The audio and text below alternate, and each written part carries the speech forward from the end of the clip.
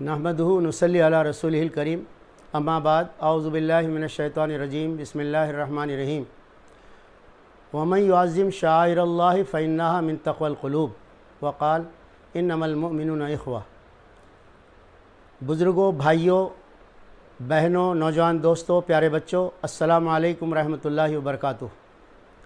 अभी मैंने कुरान के दो मुख्तलिफ़ मक़ामात की आयत के टुकड़े सुनाए। उसका तर्जुमा पहला ये है कि जो अल्लाह के शायर का एहतराम करे तो दिलों के तक़वा से है। दूसरे टुकड़े का तर्जुमा ये है, मुसलमान तो आपस में एक दूसरे के भाई हैं। ये दोनों बातें किससे याद दिलाई जा रही हैं? एक का ताल्लुक़ शायर इस्लाम मस्जिद अक़सा से है, दूसरे का ताल्लुक़ अहले ईमान के भाई फ़लस्तीनी भाइयों से मुताल्लिक़ है। आज मैं इस दो मौजू पर आपके सामने इसराइल की ज़्यादतियों के तज़किरे के साथ मिला के जोड़ के बताना चाहता हूँ और आपके थोड़ा सा वक्त लेना चाहता हूँ। अल्लाह के शायर का एहतराम दिलों के तक़वा से है। इसका मतलब क्या है? अल्लाह की निशानियों का एहतराम करना मुत्तक़ियों का काम है। मुत्तक़ी लोग ही अल्लाह की निशानियों का एहतराम करते हैं। अल्लाह की निशानियाँ क्या हैं?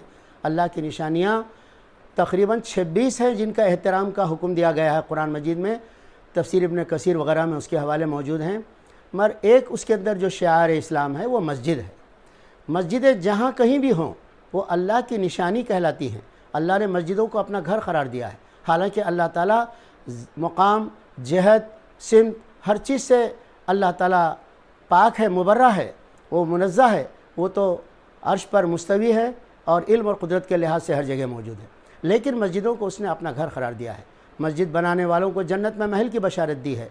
मस्जिद को जाने वाले कदमों पर गुनाहों की माफ़ी का ऐलान है, नेकियों के बढ़ने का ऐलान है और मस्जिद में नमाज के इंतज़ार में बैठने वालों को इबादत में शुमार किया जाता है। ये तो आम मस्जिदों की बात है। लेकिन तमाम मस्जिदों में 3 मस्जिदें ख़ास खुसूसियत रखती हैं। एक बैतुल्लाह शरीफ मक्के में जो है वो, और दूसरी मस्जिद नबवी जो मदीना शरीफ में है, तीसरी मस्जिद अक़सा जो फ़लस्तीन में है। ये तीनों मस्जिदों का मकाम दूसरी मस्जिदों के मुकाबले में और ज़्यादा बढ़ा हुआ है। वहाँ नमाज़ पढ़ने का सवाब दूसरी मस्जिदों के मुकाबले में ज़्यादा है। वहाँ सफ़र करके जाना अल्लाह के रसूल ने उसकी इजाज़त दी है। अक़ीदत के साथ सफ़र में सवाब की नीयत के साथ वहाँ जाना जायज़ है, जबकि दूसरी जगह सवाब की नीयत से जाना जायज़ नहीं है। वो मस्जिद जिसको अल्लाह क़िबले अव्वल क़रार दिया था, अल्लाह के रसूल ने 17 महीने तक उसकी तरफ रुख करके नमाज़ पढ़ी, मस्जिद अक़सा है। वो मस्जिद अक़सा जिसमें अल्लाह के रसूल सल्लल्लाहु अलैहि वसल्लम ने पैगम्बरों की इमामत फरमाई। मेराज की पहली मंजिल थी, आसमानों को जाने के लिए पहला स्टेशन था आपका ठहरने का। आज वो मस्जिद में मुसलमान नौजवान नमाज़ नहीं पढ़ सकते फ़लस्तीन के, सिर्फ बूढ़े लोग नमाज़ पढ़ सकते हैं बड़ी मुश्किल के साथ। वो मस्जिद पर 6 जून 1967 से आज तक इसराइल का कब्ज़ा है, यहूदियों का कब्ज़ा है। मुसलमान मजबूरन नमाज़ पढ़ सकते हैं, बड़ी तकलीफ़ से नमाज़ पढ़ सकते हैं।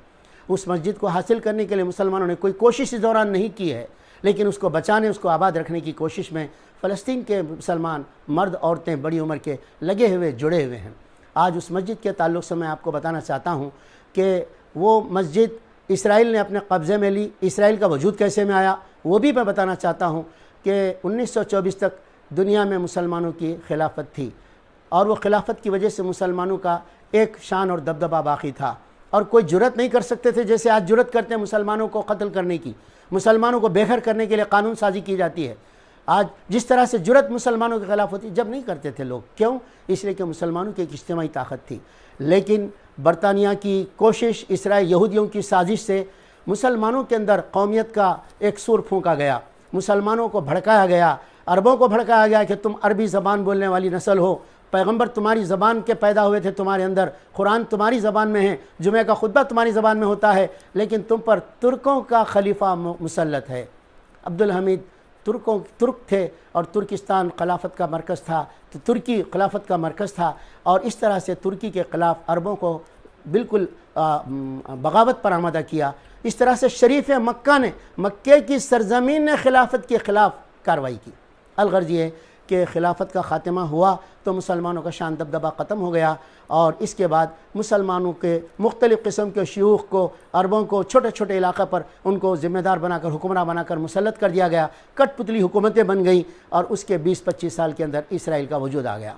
इसराइल वजूद में आ गया, अक़वाम मुत्तहिदा क़रारदाद पास हो गई और फ़लस्तीन के, अरबी बोलने वाले फ़लस्तीन के इलाक़े के मुसलमानों को बेदखल करके सरजमीन का एक हिस्सा वो इसराइल के नाम पर, इसराइल के वहाँ रहने वालों को दे दिया गया और उन लोगों ने دوسرے ملکوں کے اسرائیلوں کو لا کے بسانا شروع کیا، اور جو تھوڑا سا حصہ ان کو ابتدا میں دیا گیا تھا، آج 90% فلسطین کی زمین کے اوپر اسرائیل غاصب قبضہ کیے ہوئے ہے، اور وہاں کے فلسطین کے مسلمانوں پر ظلم ڈھا رہا ہے، اور مسجد اقصیٰ کو اس نے اپنے قبضے میں لے رکھا ہے۔ جب چاہے جوتوں سمیت اس میں فوج داخل ہو جاتی ہے، مسلمانوں کو روک دیتی ہے، اور امریکہ نے اسے اپنا وہاں پر سفارت خانہ کھول دیا ہے، اور اسرائیل اسے اپنا کیپٹل بنانا چاہتا ہے۔ مسجد اقصیٰ کو توڑ کر وہ ہیکل سلیمانی تعمیر کرنا چاہتا ہے۔ یہ تمام منصوبے اس کے چھپے ہوئے نہیں ہیں، پوشیدہ نہیں ہیں، علانیہ ہیں۔ اس نے جو اپنا جھنڈا بنایا ہے، جھنڈے پہ 2 لکیریں ہیں، ایک لکیر کا مطلب ہے دریائے دجلہ، اور ایک لکیر کا مطلب ہے دریائے نیل، دوسرے کا مطلب ہے دریائے فرات یا دجلہ۔ اس طرح سے عراق سے لے کر مصر تک کا علاقہ اپنے حکومت میں گریٹر اسرائیل میں شامل کرنے کا نقشہ تک اس نے بنا رکھا ہے۔ دنیا میں یہ جرم ہے کہ کسی ملک کے علاقے کو اپنے علاقے میں شامل کر کے نقشہ بنایا جائے، لیکن اسرائیل کا وہ نقشہ اس کی پارلیمنٹ پہ لگا ہوا ہے، کوئی اس کو روک ٹوک نہیں ہے۔ اس طرح سے اسرائیل خلافت کے چند برسوں کے بعد برطانیہ کی کوشش، یہودیوں کی سازش اور اقوام متحدہ کی مدد، اس کے ذریعے سے وجود میں آیا، اور مسلمانوں کے علاقے پر ناجائز ایک مملکت وجود میں آئی، اور آدھے فلسطین کے لوگ وہاں سے مجبوراً ہجرت کرنے پہ مجبور ہو گئے، کیونکہ پورے فلسطین کے مسلمانوں کو نہتہ کر دیا گیا تھا، ہتھیار ان سے چھین لیے گئے تھے، اور اسرائیل کے ایک ایک آدمی یہودیوں کو ہتھیار دے دیا گیا تھا، آئے دن فائرنگ ہوتی، آئے دن لوگوں کو مارا جاتا۔ اس طرح سے مجبوراً آدھے مسلمان ہجرت کر کے دنیا کے کونے کونے میں پھیل گئے، اور آدھے مسلمان کچھ تھوڑے سے علاقے کے اندر محصور ہو گئے، جیسے مغربی کنارہ، غزہ کی پٹی وغیرہ۔ تو اس میں سے بھی پاؤ مسلمانوں کو کیمپوں میں بلڈوزر چلا کر شہید کر دیا گیا، اور ابھی بھی جو لوگ ہیں وہ 20 فٹ اونچی دیوار کے اندر محصور ہیں، اور ان کے لیے کھانے، پانی، رہنے سہنے کی تمام سہولتوں سے محروم دنیا میں زندگی گزار رہے ہیں۔ وہ مسئلہ تو میں بعد میں رکھوں گا، اب میں پہلے یہ بتانا چاہتا ہوں کہ یہ اللہ کی شعائر میں سے مسجد ہے۔ شعائر کی توہین جائز نہیں ہے، شعائر اللہ کی حرمت ہے، اس کے عظمت کرنا ایمان کے تقوی کی علامت ہے، اور مسجدوں میں یہ 3 نمبر کی مسجد جو قبلہ اول ہے، اس کی توقیر کرنا، وہ اس کی عظمت کو بحال کرنا، اس کو حاصل کر کے مسلمانوں کے قبضے میں رکھنا، یہ مسلمانوں پر فریضہ ہے، لیکن افسوس ہے مسلمان اس سے غافل ہیں، اور اسرائیل 200 سال سے منصوبہ بنا کر فلسطین کے اندر اپنی ریاست قائم کرنے، تاکہ دجال کے نمودار ہونے سے پہلے اس کی آمد کے سلسلے کی تمام تیاریاں کرنے کی کوشش کر چکا ہے۔ ایسے میں وہ جو مسلمان مسجد اقصیٰ کے اطراف 2-4 کلومیٹر میں آباد ہیں، وہی اس مسجد کو آباد رکھنے کے لیے جان توڑ کوشش کر رہے ہیں۔ دوسرے علاقے کے لوگ تو صرف ٹورسٹ کے طور پر پہنچ سکتے ہیں، لیکن باقی لوگ نماز پڑھنے کے لیے وہاں دوسرے علاقے سے نہیں آ سکتے۔ یہ لوگ روزانہ عصر سے جاتے ہیں، عشاء تک وہیں مسجد میں وقت گزارتے ہیں، تاکہ اس مسجد سے تعلق قائم رہے، مسجد آباد رہے، تو وہ اسے ڈھا کر ہیکل سلیمانی بنانے کے منصوبے سے دستبردار ہو جائے۔ لیکن اسرائیل کیا اس منصوبے سے دستبردار ہوگا؟ وہ تو اس کے نیچے سرنگیں کھود رہا ہے، آئے دن سرنگیں تلاش کر کے کہتا ہے کہ قدیم راستے ہم تلاش کر رہے ہیں، کچھ نہیں کر رہے ہیں، لیکن ماہرین کا خیال ہے ان سرنگوں کے ذریعے سے مسجد خود بخود بیٹھ جائے گی، ڈھہ جائے گی، اور اس طرح سے مسجد اقصیٰ ہمارے ہاتھ سے نکل جائے گی، اور ہیکل سلیمانی وہاں پر بنایا جائے گا۔ اور انہوں نے یہود نے اہل حنود سے معاہدہ کر کے اور ان سے دوستی بڑھا کر اس کے ریہرسل کرنے کے لیے ہندوستان میں بابری مسجد کو شہید کرایا، اور رام مندر تعمیر کر رہے ہیں، تاکہ دنیا کے مسلمانوں کا ریئیکشن اس پر معلوم کر سکیں ایک مسجد کی شہادت پر مسلمانوں کا کیا حال ہوتا ہے، کیا ان کی کیفیت ہوتی ہے۔ مسلمانوں نے اس پر اپنی کیفیت بتا دی کہ انہوں نے کوئی اس پر ریئیکشن سوائے بھارت کے چند نوجوانوں کے کسی نے ظاہر نہیں کیا۔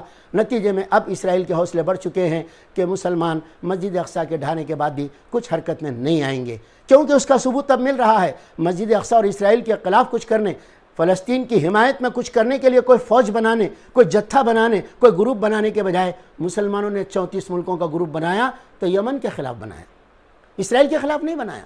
میرے بھائیوں، بہنوں اور بزرگوں، مسلمانوں کا آج یہ حال شاعر اللہ کی توہین کو دیکھ کر ایسا ہے بے غیرتی کا۔ تو جس قوم کے شاعر اگر دوسرے دشمن کے قبضے میں ہوں تو کیا وہ قوم دنیا میں ترقی کر سکتی ہے؟ عزت مل سکتی ہے؟ نہیں مل سکتی۔ قرآن میں ایک واقعہ ہے، بنی اسرائیل کا واقعہ ہے کہ جب ان پر ذلت مسلط ہوئی تھی، کب ہوئی تھی؟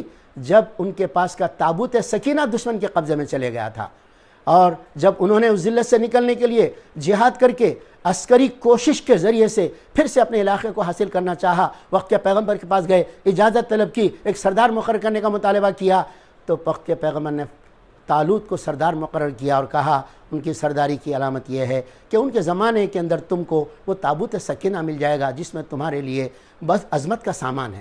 الغرض یہ کہ مسجد اقصی کا وہ مقام ہے، لیکن اس مقام کو حاصل کرنے کی ہم کوشش نہیں کر رہے ہیں۔ اس کے اطراف کے رہنے والے لوگ وہاں عصر سے لے کر عشاء تک کی نماز پڑھتے ہیں، توشے لے جا کر کھاتے ہیں، تو ان کے راستے تنگ کر دیے گئے ہیں۔ وہ راستے سے گزرتے تو دونوں طرف دو رویہ فوج کھڑی ہوتی ہے اسرائیل کی، اور یہ فوج ان کو گالیاں دیتی ہے، تھوکتی ہے اور روزانہ تانے تشنے کرتی ہے، لیکن یہ سب برداشت کرتے ہوئے مسجد میں جاتے ہیں، نمازیں پڑھتے ہیں، کھانا کھاتے ہیں، اس کے بعد پھر اپنے گھروں کو آتے ہیں۔